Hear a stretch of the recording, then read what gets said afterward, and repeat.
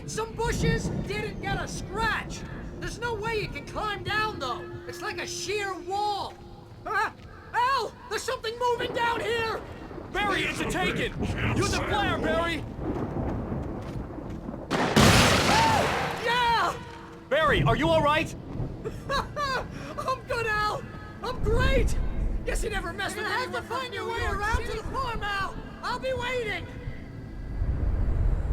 Barry, just wait for me, okay? Al! I'm not staying here! It's suicide! I'm going to the farm! I'm gonna go ahead and secure the area.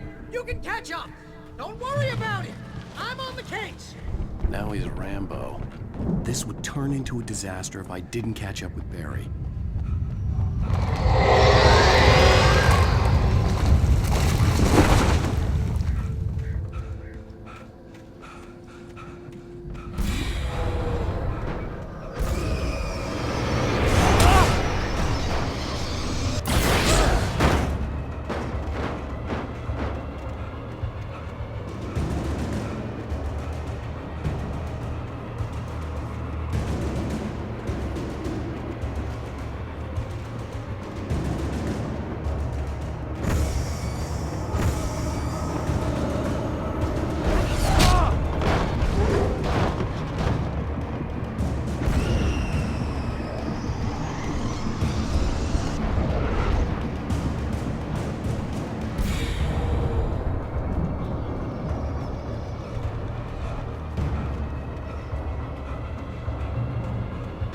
Shadows crawled over the gate. I needed a light to destroy them to get through.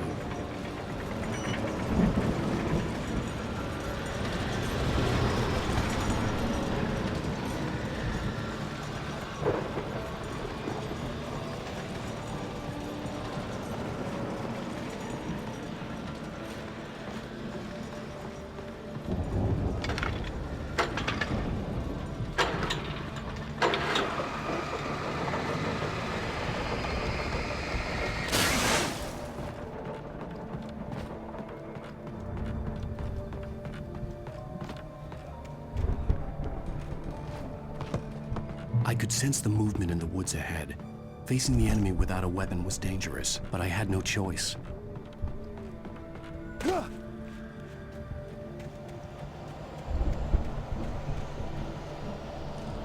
Omega-3 fatty acids are good for your heart.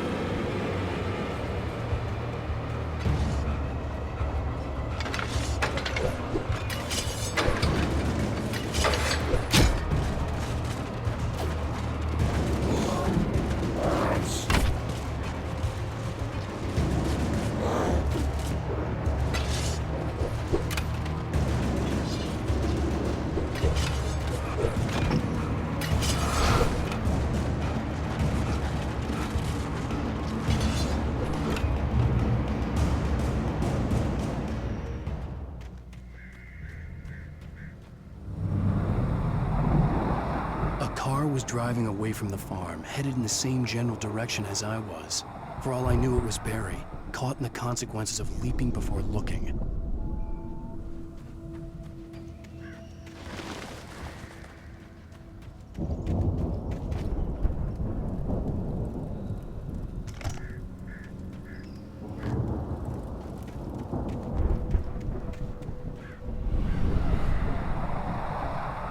The car was heading for the cabin up ahead.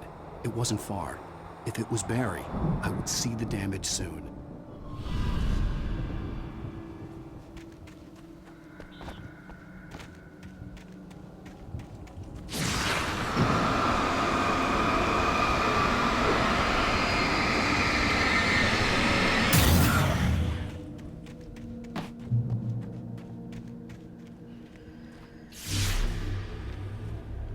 I'm trying to deliver each page to the right time and place.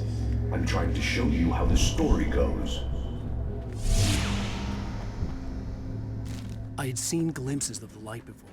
I had seen it in my dream. It was a strange spaceman or a diver in a bulky suit. He was the one who'd been placing the pages on my path.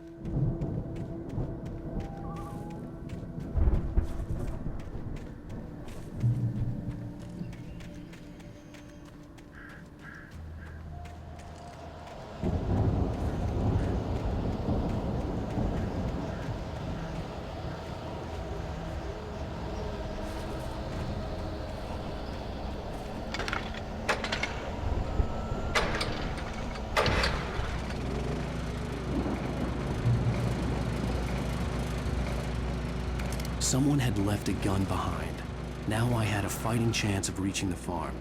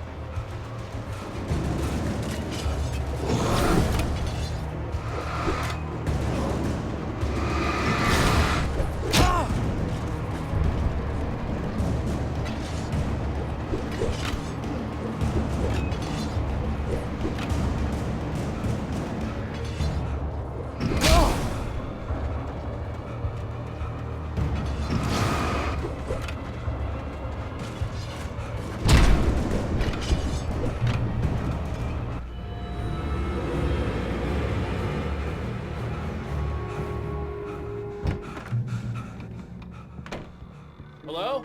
Anybody here? Barry! No! Danny, you're not! Please! What are you? No! Don't! I'm sorry!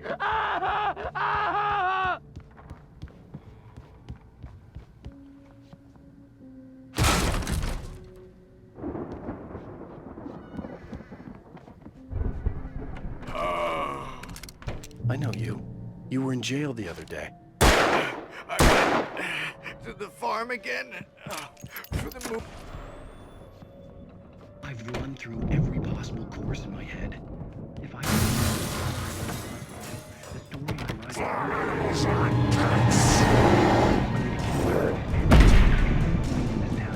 The farm was still a good distance away. I'd need a car to get there fast. If Barry wasn't up here, he was probably in trouble down at the farm. For a moment, I felt bad for doubting him. After all, I made it this far myself. But Barry was Barry.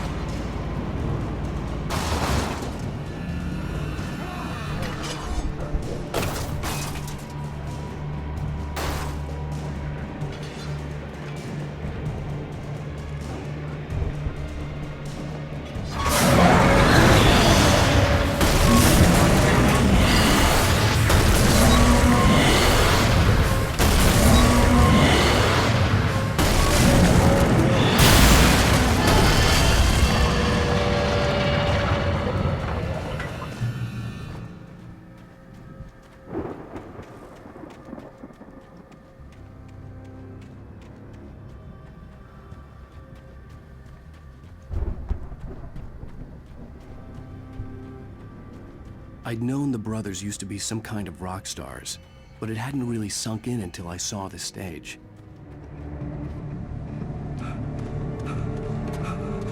Ow! Run! Incoming! There's too many of them!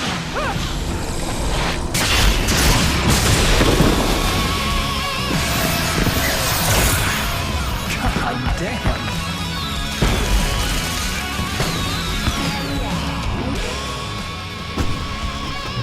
So glad you decided to go it alone, Mr. Johnson. Shut up and shoot! Ow! We have to fight them off! I can set off more of the fireworks from here and help you out! Hey, Al! Did you notice there's a lot of ammo and stuff around? Please stop! Al, hold on! I'm trying to get the stage lights on!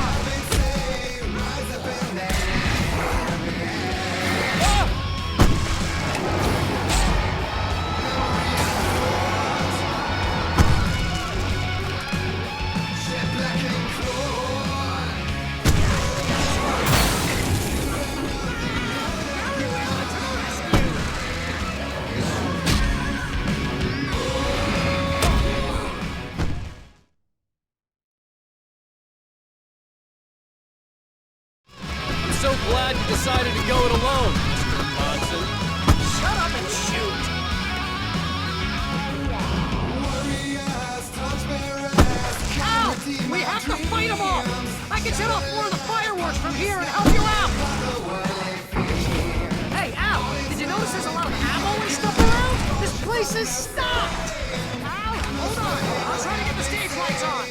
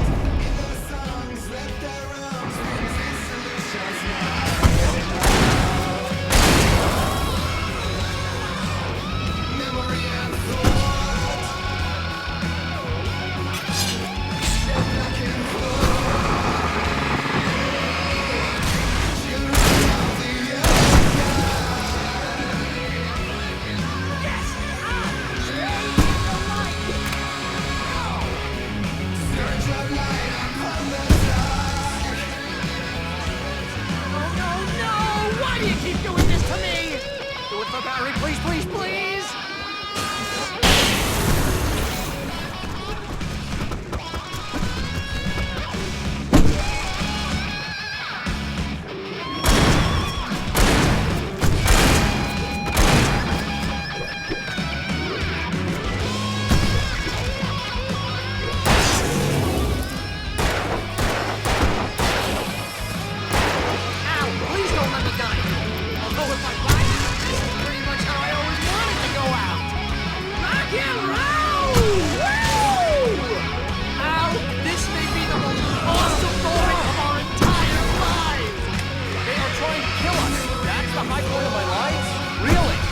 Children of the elder gods!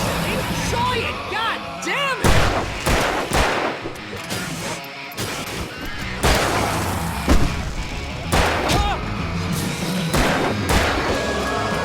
There! Back in the game! Yes!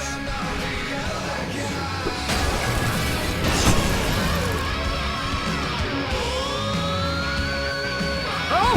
Did I finish?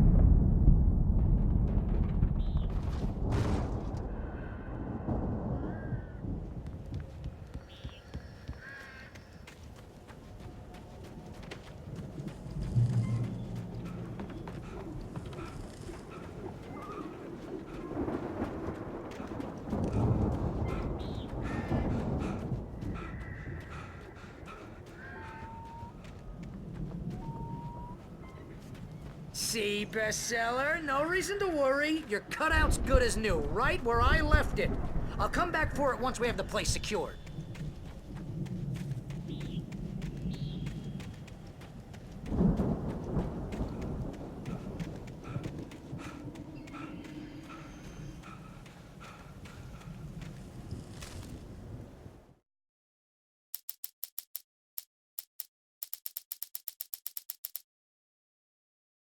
Zane could feel the poems, taking form, shaping things.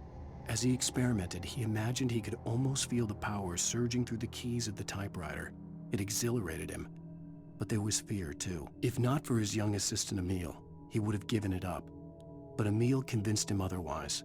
He too had a way with words. Hartman kept talking, giving Barry the grand tour, clearly proud of the place. He went on and on about his hunting trophies, and Barry was impressed. His voice cut through the monologue. Hey, Hartman, "Where's Al?" Hartman stopped in mid-sentence, annoyed at the interruption. He nodded at the hulking orderly standing nearby. The man smiled and clapped a practiced hand on Barry's shoulder. Hartman followed the fall of Alan Wake with his binoculars. When the rider hit the water, he ordered Jack to take the boat to him. The spot was easy to see in the dark, even with all the extra lights in the boat. The flare floated and kept burning even in the water. Jack turned the radio louder as the engine sputtered. The music was rough and clanking, something the Anderson brothers would no doubt have enjoyed. But Hartman chose to ignore it. Wake was finally within his reach. Hartman knew he was no creator. He had no ambitions on that front, and he certainly didn't want to end up like every artist he had worked with here, damaged in ways that were hard to describe, or worse. It was enough for Hartman to maintain creative control and provide direction, to be a producer. That was what most of these people were in need of anyway. Of course, suitable subjects were few and far in between. I stared at the Viking paraphernalia that littered the area, surrounding an unlikely centerpiece. A full-size stage complete with an impressive sound system with all the trimmings, including a dragon. It took a special kind of crazy to build something like this in a remote field. When the sky split open with a deafening boom and the music started blasting, it felt strangely appropriate. For the moment, Barry was just glad he had survived the fall. He had been separated from Al, and there was no easy way to climb back up. He told himself he'd be okay in the gloomy forest at night. He would just have to wait for a while for Al to find his way down. Barry turned when he heard the heavy footsteps and saw the movement. The man-shaped shadow lunged at him from the bushes, an axe held high. Barry screamed and threw up his hand. The world exploded. Mott knew that Wake was smarter than him. Wake had more money, a beautiful wife, everything. And Hartman said Wake was important. That made him better than Mott. But Mott was calling the shots now. He'd expected Wake to whimper and grovel, but instead, he seemed willing to fight. Mott knew he'd gotten under Wake's skin. If only Mott actually had his wife. The thought made him shiver. Hartman wasn't happy. Mott could see it in his eyes. He quickly lowered his own. He had made a mess of it, and he knew it. The shame of failure was hard to bear. He hadn't expected Wake to say he needed more time, and he blurted out 2 days, less than Wake had asked for to show him who was in charge. But that wasn't part of Hartman's plan. Hartman hurried down the corridor. He had disliked leaving Wake when he was surely at his most susceptible to therapy. But this was not an ordinary storm. Wake had been writing, and he had woken something up in the depths of the lake. Now, it was coming for him. Hartman had naturally prepared for a situation like this. The idiot brothers would keep Wake distracted while Hartman double-checked everything, just to be sure. Hartman watched as Wake's features slackened. The man was bullheaded, no doubt. Even lying on the bed, he'd almost broken Hartman's nose the second time. But with a little time, he could break Wake down, give him proper direction. Wake was easily the most promising subject he had had. Well, since Tom, really. "Sleep well, Alan," Hartman whispered with a smile. "Let me take care of you." He sniffed hard to clear his throbbing nose, swallowed blood, and barely tasted it. Agent Nightingale stared at the passed-out rider. The man was sleeping off one hell of a night. Nightingale felt a stab of envy at Wake's oblivion, but he had a job to do. He put the gun to Wake's head and almost became a murderer. His hand shook and his throat felt tight and dry. Biting his teeth, he tried again to pull the trigger. He lost the nerve. Wake stirred. Nightingale would have to settle for an arrest. The storm raged on as the Anderson brothers walked unsteadily away from the clinic with the other patients in tow, knowing that this time they wouldn't return. The darkness around them seethed with horrors, but Tor and Odin were unafraid. Their eyes glinted with guile. They knew every secret path, and there was blood on their hands. They had fought these shades before. The dark presence followed the choreography laid out to it in the manuscript, growing stronger and stronger, moving like a storm from one scene of destruction to the next. But it was still bound to follow the story and chained to the dark place it came from. When the story reached the end it longed for, it would finally be free. It's 1976. Madness reigns at the Anderson farm. Contrary to all logic, The headiest ingredient of their moonshine is unfiltered water from Cauldron Lake. The Andersons feel like gods. Odin can't stop laughing. He contemplates cutting his eye out. Tor runs across the field, naked, shrieking, hammer in his hand, trying to catch lightning. Their songs have power. Something ancient is stirring in the depths, coming back. Again, Alice's screams rang in the stillness of the night. I saw myself run toward the cabin, flashlight in my hand. I followed my past self. I was an out-of-body observer, a time traveler in a crazy drunken dream. This was the beginning. The night Alice had disappeared. The mystery of what had happened during the missing week was about to reveal itself. When he stopped the car at the Anderson farm, Walter felt relieved. Oblivion was close at hand. The brothers wouldn't miss a jar of moonshine or two in the booby hatch. But then he saw the man on the porch, and he knew who it was. Driving for his life and knowing it was useless, he didn't realize he was crying until he couldn't see the road for the tears. Hartman had never felt as anxious as during the week after Maud had managed to lose the Wakes. Their car stood by the path that had once led to Diver's Isle. Hartman thought about Thomas Zane's cabin in the depths. It was only a matter of time before Wake started writing. They had to be found, and fast. The moment he heard on the police radio that Sheriff Breaker had picked up Wake, he was already in his car driving toward town. For a moment, Hartman considered strangling the idiot. Mott was mean-spirited, but easily manipulated, an emotional infant who lived for his approval. Wake, by contrast, was a far more difficult subject. Mott had given him too much leash. In 2 days, who knew what could happen? Hartman would have to find a way to rein him in, and quickly. Deputy Mulligan tuned Thornton's chatter out. He didn't think writers were particularly useful people, and a huge manhunt for one struck him as idiotic. Certainly not worth the missed opportunity for coffee and pie. It wasn't even clear what the man had done, except run from them at the trailer park. Mulligan knew he wasn't alone. The sheriff's patience with the Fed was running out. As the deputies hauled Wake and Wheeler away, Agent Nightingale eagerly examined the stack of papers Wake had been carrying. It was incomplete, a collection of random pages, but there was enough. He saw his own name in there, among others. His hand shook with emotion. Finally, it was proof. He had been right all along.